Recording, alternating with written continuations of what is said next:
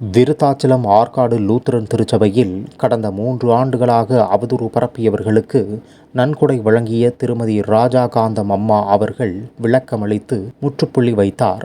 தற்போது அந்த காட்சியை காணலாம். போதகர் ஸ்பர்ஜன் மர்ஃபி அவர்கள், நாங்கள் எல்லாம் இணைந்து அவ்வப்பொழுது இந்த குடும்பத்திலே வந்து அம்மையாரிடத்திலே கேட்போம். அதில் நானும் ஒருவன். இப்படியாய் நாங்கள் வேண்டுகோள் விடுத்த அடுத்த வினாடியே மிகப்பெரிய தொகையை கட்டுமான பணிக்கென்று அவர்கள் கொடுத்தார்கள். அதை நாம் அறிவோம். ஆனால் அப்பொழுது வேலை நடைபெற்று கொண்டிருக்கின்ற போதே ஒரு சிலர் அதை தடுத்தார்கள். இதுதான் நடந்த உண்மை.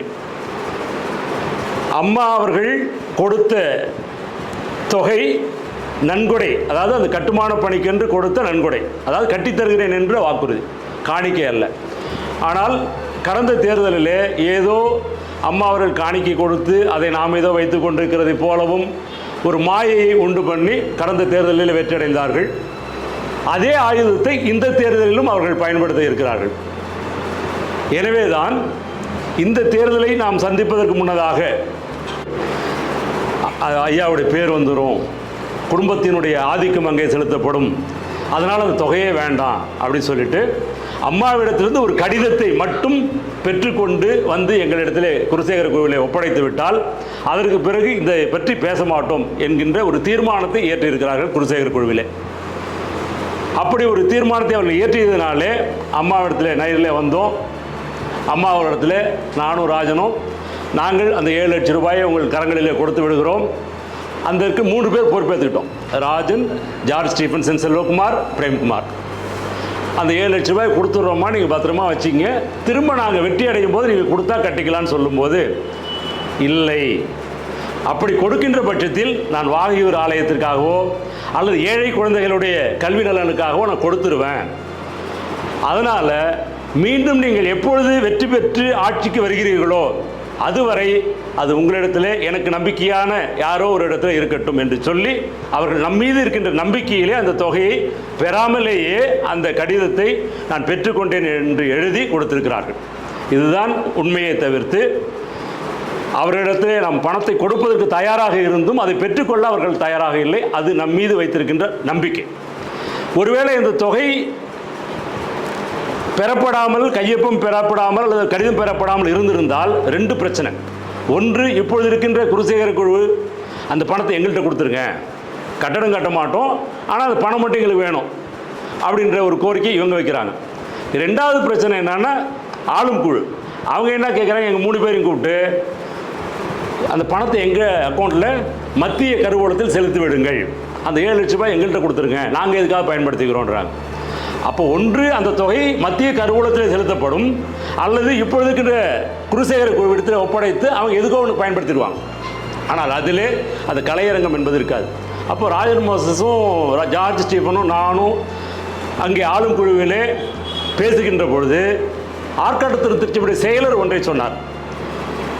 ஜார்ஜ், நீங்கள் என்ன பண்ணுங்க, மணமகனாரையும் மணமகளாரையும் அந்த அம்மாக்கிட்ட பேசி கட்டி கொடுத்துருங்க அப்படின்னாங்க. நானும் தம்பி ராஜன் மோசஸ் பிசியில் இதை குறித்து பேசினோம்.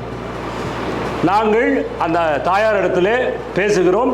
குருசேகர குழுவாக சேர்மனோட போய் அம்மாவை என்ன பண்ணுவோம் பார்த்து மணமகளாரையும் மணமகளாரையும் கட்டுவதற்கு ஏற்பாடு செய்ய வேண்டும் அப்படின்னு சொல்லும்போது, அப்படி ஒன்றும் எங்களுக்கு அவசியம் கிடையாது, அவங்கள்ட்ட காசை வாங்கி தான் நாங்கள் கட்டணுன்ற அவசியமே எங்களுக்கு இல்லை, தனிநபர் 7 லட்சம் ரூபாய் கொடுக்கறத இந்த குருசேகர குழு ஏற்றுக்கொள்ளவில்லை என்கின்ற பட்சத்தில் வரவேண்டிய மணமகனாரையும் மணமகளையும் கட்டி கொடுப்பதற்கு தயாராக தாயார் இருந்தாலும் கூட அதையும் அவர்கள் பயன்படுத்தவில்லை. எனவே தான் மணமகளையும் கட்டப்படல, அம்மாக்கிட்ட வாங்கி கட்டுக்கலாம், அதையும் செய்யலை. இல்லை, குருசேகர குழு அந்த கம்யூனிட்டி கால வருமானத்தை கட்டுக்கலாம், அதையும் கட்டலை. டாய்லெட்டும் கட்டலை, மணமகளையும் கட்டலை, எதையும் கட்டலை. தாயார் அன்பாக கொடுக்கின்ற அந்த நன்கொடையை பெற்றுக்கொண்டு அந்த கலையரங்கத்தை கட்டுவதற்கும் தடையாக இருந்திருக்கிறார்கள், தடுத்து விட்டார்கள். இப்படிப்பட்ட நிலையிலே நம்மை இந்த நாளிலே அவர்கள் வாழ்த்தி 3ஆம் தேதி நடைபெறுகின்ற தேர்தலிலே நாம் வெற்றி பெறுவோம் என்கின்ற நம்பிக்கையிலே 4ஆம் தேதியே அந்த கட்டிடப் பணி துவங்கப்படும் என்கின்ற அருமையான ஒரு நல்ல செய்தியோடு நம்மை வாழ்த்துகிறார்கள். எனவே அருமையான தாயாருக்கு நம்முடைய அணியின் சார்பாக நாங்கள் நெஞ்சார்ந்த நன்றியை தெரிவித்துக் கொள்கிறோம். இப்பொழுது அருமையான தாயார் அவர்கள் வந்திருக்கின்ற வேட்பாளர்களை மாத்திரமல்ல ஆதரவாளர்களையும் சால்வை அணிவித்து கௌரவிக்க வேண்டும் என்று ஆசைப்பட்டிருக்கிறார்கள். எனவே அருமையான தாயார் அனைவருக்கும் இப்பொழுது சால்வை அணிவிப்பார்கள்.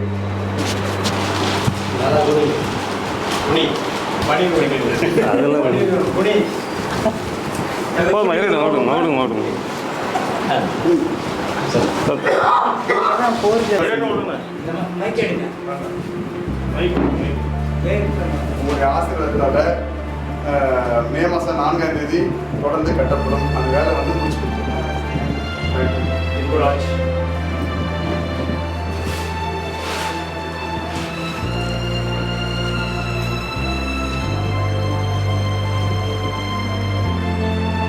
தளபதி திரு ஆர் தேவதாஸ்,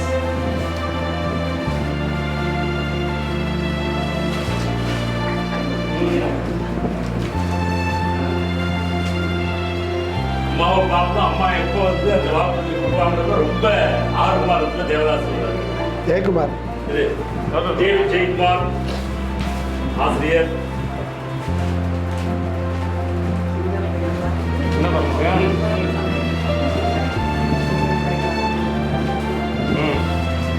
ஏற்கனவே வெற்றி பெற்று விட்ட வேட்பாளர் திருமதி மதுரை ஜபா.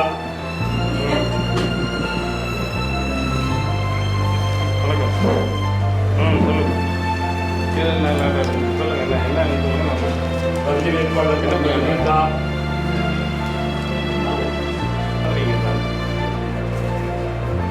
இதற்கு திரு சரத்குமார் தம்பி கேரியர் கார்பேஜ்.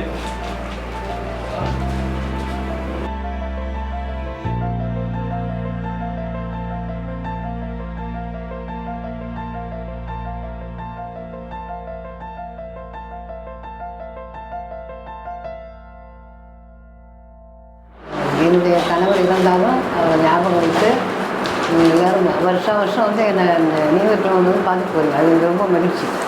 ஏன்னாக்கா சில பேர் இறந்த உடனே மறந்துடுவாங்க. அந்த வீட்டுக்கு கூட போகணும் இல்லைங்களா? அந்த நன்றி மறவாமல் எல்லாருமே வந்து என்னை பார்த்துட்டு போய் அது ரொம்ப மகிழ்ச்சி. அவர் இறந்து போனதுக்கு கூட எனக்கு கிடையாது. நிறைய விஷயங்கள், திருமணம், மற்ற சுபகாரியங்களும் வந்து எனக்கு அழைப்பு கொடுத்து என்னை வரவேற்கிறாங்க. ரொம்ப நன்றி. நான் மேலுமாக யாரெல்லாம் நீங்கள் நிற்கிறீங்களோ ஒரு ஒற்றுமையை கடைபிடிக்கணும். அதை செஞ்சுட்டாங்க. மனக்குறை வருமா இல்லைங்களா? மனக்குறை வரும்போது நம்ம எல்லாத்தையும் பொறுத்துக்கணும். ஊக்கப்படுத்தக்கூடாது இல்லைங்களா? மனக்குறை வரும்னா ஒரு செயல் செய்யும்போது நமக்கு வந்து சில பிரச்சனைகள் வரும். ஒருவர் ஒரு குற்றம் சாட்டுறது அந்த மாதிரிலாம் வரும் இல்லைங்களா? அதனால் அந்த குற்றங்கள் வந்தாலும் ஏதாவது குறைபாடு இருந்தாலும் ஒருவருக்கு பொறுத்து அந்த வேலையை செய்யணும். செய்யும்பொழுது பணம் பற்றாக்குறை இருந்தாலும் நாங்கள் தரத்துக்கு தயாராக இருக்கோம். நீங்கள் வந்ததுக்கு ரொம்ப நன்றி. நாங்கள் உங்களுக்காக வேண்டி அங்கே உணவு தயார் பண்ணிட்டுருக்கோம். அதை சாப்பிட்டுட்டு நீங்கள் சந்தோஷம். எனக்கும் நீங்கள் வந்து ரொம்ப சந்தோஷம் இருக்கிறோம். 1-2 பேர் தான் வெளில போயிருக்கிறாங்க. அதனால் வேண்டி 100% 4ஆம் தேதி சபை மக்கள் ஆதரவோட நீங்கள் முன்னே நின்று கல் எடுத்து வச்சு இந்த தடவை கண்டிப்பாக முடிக்கிறோம். அந்த ஒர்க்கை முடிச்சு கொடுத்துட்டு அடுத்தது என்னென்ன ஒர்க் இருக்கோ எல்லாத்தையுமே எல்லா சபை மக்களோட சேர்ந்து இணைஞ்சு தான் செய்ய போகிறோம். கண்டிப்பாக செய்வோம்.